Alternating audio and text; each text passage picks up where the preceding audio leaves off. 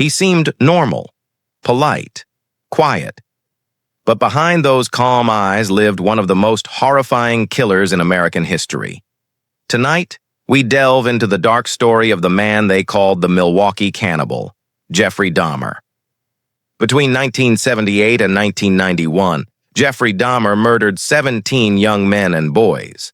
His crimes were not just acts of violence. They were driven by a chilling obsession to possess and control. What police would eventually discover inside his small Milwaukee apartment would send shockwaves across the globe, revealing a depth of depravity that few could comprehend. Jeffrey Lionel Dahmer was born in 1960 in Ohio. To his parents and neighbors, he was a shy, withdrawn child. But beneath that quiet exterior, a dark fascination was taking root.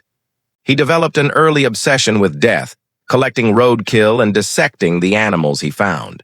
He wanted to understand what was inside, to study their bones, to peel back the layers of life itself.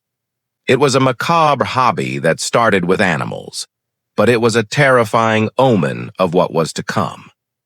As he entered high school, Dahmer's isolation grew. He felt like an outsider, disconnected from his peers, and turned to alcohol to numb his inner turmoil. By his late teens, he was already an alcoholic, using it as a crutch to navigate a world he felt he didn't belong in. Then, at just 18 years old, in the chaotic aftermath of his parents' messy divorce, that inner darkness finally broke free.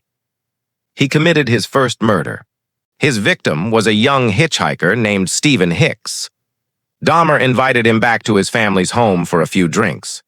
When Hicks wanted to leave, a wave of panic and a desperate fear of abandonment washed over Dahmer. He couldn't let him go.